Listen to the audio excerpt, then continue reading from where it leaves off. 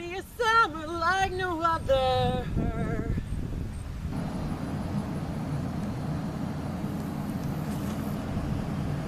This is it. This is the last summer I'm ever going to have with school being either before the summer or after the summer. After this summer, there will be no more summers like no other of the summers that I had before these summers like no other.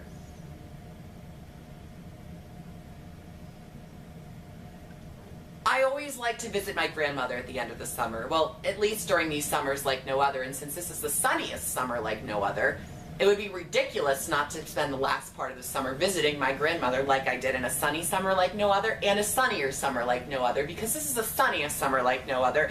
And why would I make it less sunny than a sunnier summer like no other and much less a sunny summer like no other when this is the sunniest summer like no other? I have to follow suit and stay in tune with traditions. If you haven't noticed, and if you're very observant and watch my blog religiously, like I know some of you do, God bless you, and God help you, I'm wearing the same exact shirt that I wore last season finale when I was visiting my grandmother at the end of the summer. Oh shit, well I actually was supposed to make you think that I was just supposed to visit my college friend, but now you know I was actually visiting my grandmother and pretending that I was standing up, being stood up by my college friend at my grandmother's old folks home, if you recognize the location. Is that confusing enough for you? Because I'm sure as hell confused right now. But yes, this is the last summer that I'm going to have, and then it's going to be time for the real world. I mean, I've already entered the real world a little bit just by graduating from college and working and getting out of the work world this summer, but it's going to get real after August 31st ends. But for now, the summer lives on. I haven't been to Dollar General since I was like in diapers. Actually, you know what? I don't know if I've ever been to Dollar General. Oh, look at the steak. Dollar steak? No, everything isn't $1 in here. Well, it's general store. But generally $1, right? No, everything else is generally. Won't stay down. Like it's floating up in the air. Like I pressing it down, it won't stay down. Like it keeps. It's like, where's the gravity? Ooh, fresheners, spiced pear. Never heard of that one before.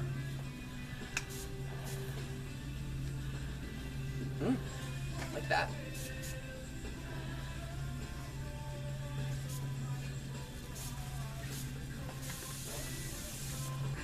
Of course, they don't have the one energy drink that I want, Rojo Tea. It's like Monster, and everybody is in a campaign to destroy me. Like, the one energy drink I'm in the mood for, they don't have. Like, really? What the hell is wrong with this, people?